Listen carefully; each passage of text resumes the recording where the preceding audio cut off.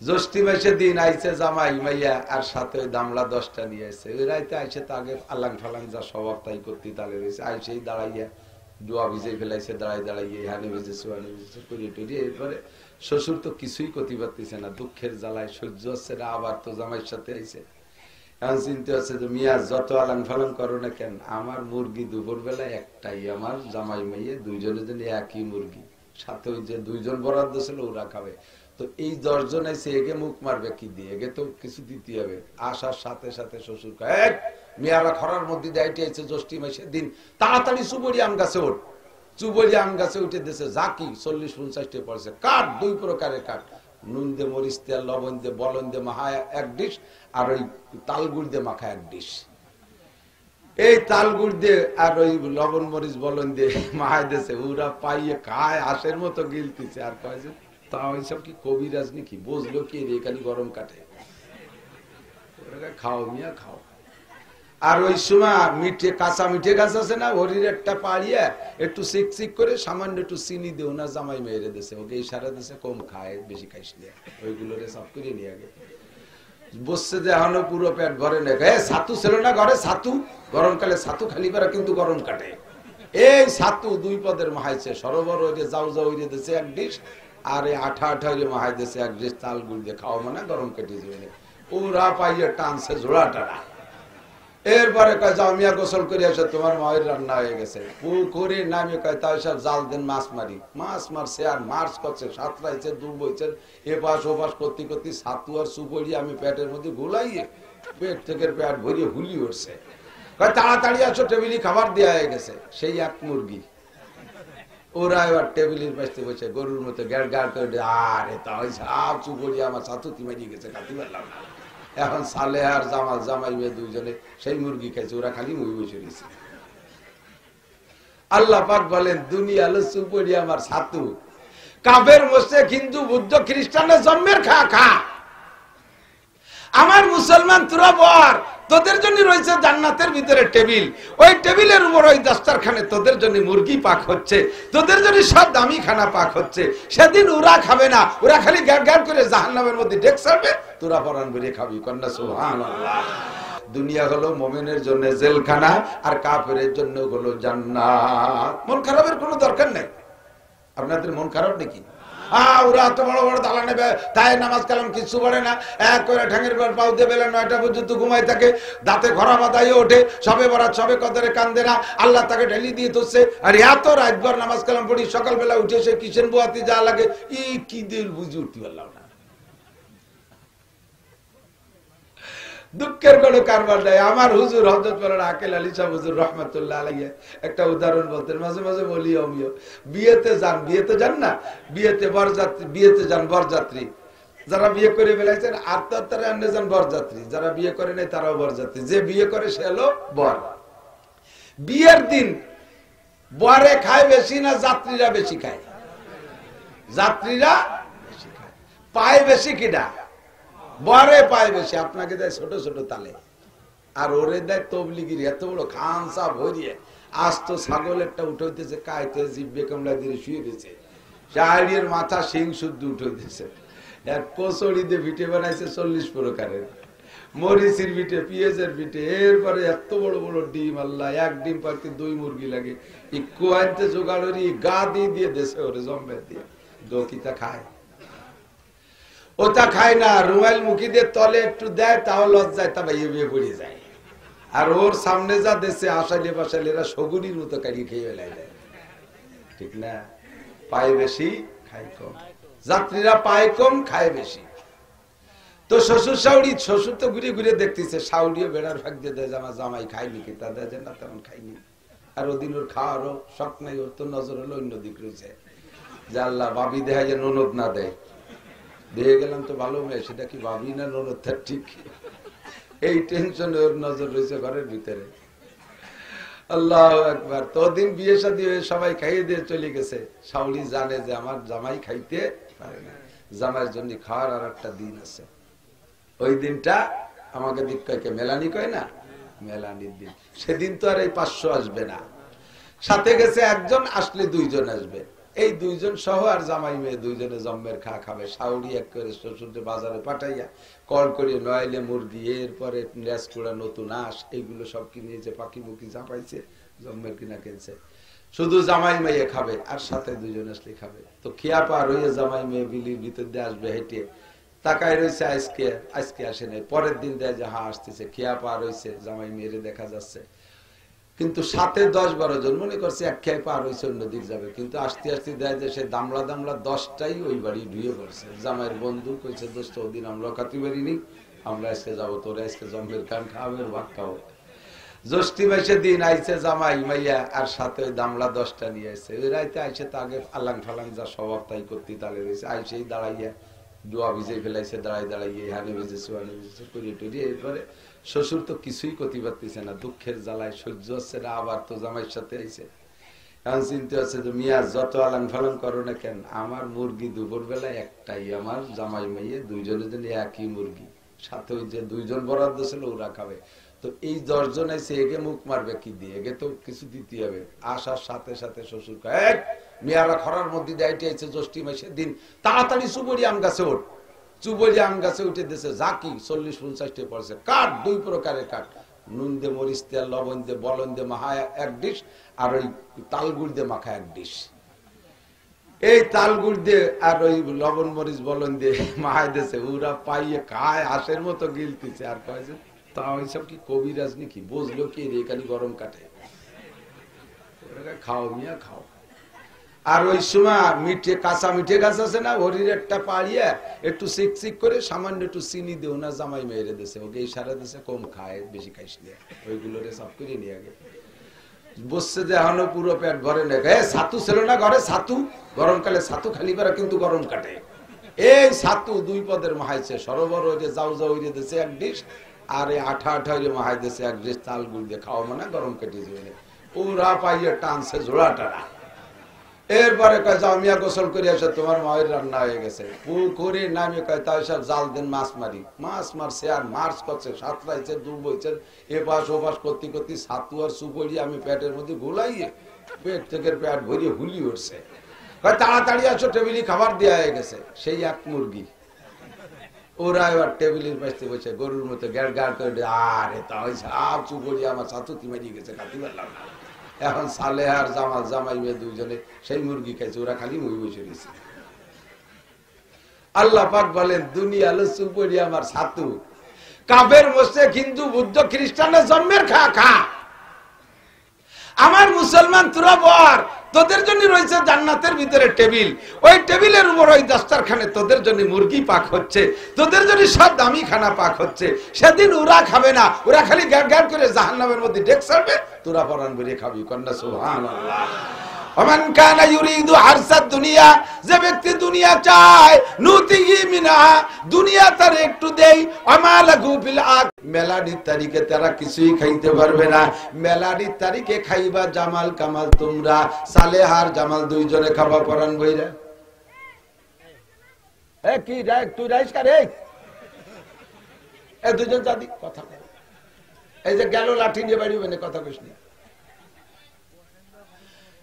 আল্লাহু আকবার, আমার দিক তাকান। তাহলে দুনিয়া থেকে আখিরাত কামাই করে নিয়ে যেতে হবে, কথা কন না? হুজুর অনেক সুন্দর করে বোঝাইছে, মরার পরে নেকি লাগবে, কিন্তু কামাই করার জায়গা দুনিয়া। যে যে কায়দায় পারি চালাকি করে কৌশল করে নেকি কামাই করবো, রাজি আছেন না ইনশাআল্লাহ? সামনে যদি একটু ফাঁকা জায়গা থাকে, আগায় বসলে আর একটা চালাকি হবে, 10 বছর ইতিকাফের নেকি হবে। সামনে আগায় বসলে 10 বছর ইতিকাফের নেকি চালাকি করে যে করে পারে, যে কোনো ভাবে টেরিটরি আগে চলে আসতে। দাঁড়ানোয়ালারা বসে পড়লি 10 বছর ইতিকাফের নেকি পাবেন, দাঁড়ানোয়ালারা বসলি 10 বছর ইতিকাফের নেকি পাবেন।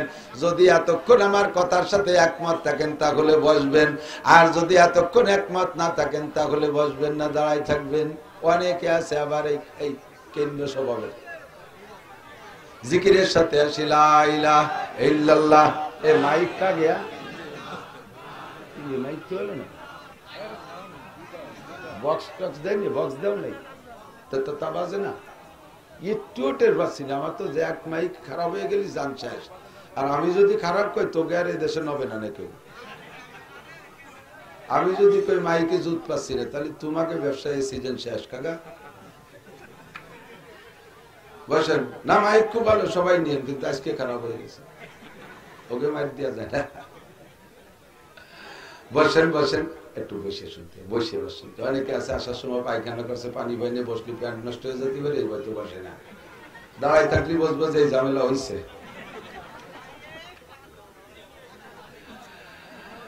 আমার বাড়ির মানুষ, আমি যেভাবে টাইনি টুনি ভেস্তে নিয়ে পারি, আমার গোপালগঞ্জ আমার বাড়ির মানুষ, ঠিক কি ঠিক না? যে কোনো ভাবে পারি ভেস্তে নিয়েই ছাড়বো। আপনারা এখানে যারা আছেন, যারা মুসলমান কলেমা পড়েছেন, আল্লাহর কসম বেহেশতে যাবেনই যাবেন, কোনো সন্দেহ নেই। আকসরে কিছু বাড়ি দুড়ি খাতি হইলে খালেন, কিন্তু শেষে ভেস্তে যাবেনই যাবেন, কোনো সমস্যা নেই। পড়েছেন লা ইলাহা ইল্লাল্লাহু মুহাম্মাদুর রাসূলুল্লাহ। কলেমা এই স্টেজে যখন জিকির করি, জিকির দুই ভাগ করে ফেলে। আমি লা ইলাহা কই, এটু কেউ কয় না, কোনটা ইল্লাল্লাহ তে শুরু করে। কলেমা কি খালি ইল্লাল্লাহ? ইল্লাল্লাহ কলেমা না, লা ইলাহা ইল্লাল্লাহ। আবার ইল্লাল্লাহ কইছে, লা ইলাহা ইল্লাল্লাহ, লা ইলাহা ইল্লাল্লাহ মুহাম্মাদুর রাসূলুল্লাহ। যেই পড়েছে এই কলেমা ঈমানের সাথে, আল্লাহর কসম জান্নাতের মধ্যে তার জন্য 10 দুনিয়া সমপরিমাণ জমি দলিল হয়ে গেছে। জমি হয়েছে আপনার নামে দলিল, বসবাস করবে কি হরিপদ। আপনার জমি আপনি চাষ করবেন, আপনি ব্যবহার করবেন, ওর মধ্যে গাছপালা দালান কোটা যা করার দরকার দুনিয়া থেকে করে যেতে হবে। যতবার সুবহানাল্লাহ বলবেন জান্নাতের মধ্যে গাছ লাগানো হবে। যতবার কোরআন শরীফের আয়াত তেলাওয়াত করবেন, অতবার দালান তৈরি হতে থাকবে। আল্লাহু আকবার। আজকে আসছি দোস্ত অন্য একটা ফিকির নিয়ে আমার দিক তাকান। আসমানি কিতাব 104 খানা, কয়খান? 104 খানা আসমানি কিতাব মুখস্থ রাখবেন। এইভাবে মৌখিক ভাইবা কখনো হয়ে বসতে পারে। হিন্দুদের ধর্মগ্রন্থ কয়টা? একটা হিন্দু যুবকের কাছে জিজ্ঞেস করলে বলতে পারে, মুসলমান কেন আমরা পারবো না? আসমানি কিতাব 104 খানা। সবচাইতে বড় কিতাব বডিগত দিক দিয়ে তাওরাত। সবচেয়ে বড় কিতাব তাওরাত। 1000 পারা বিশিষ্ট তাওরাত, 10 লক্ষ আয়াত বিশিষ্ট তাওরাত।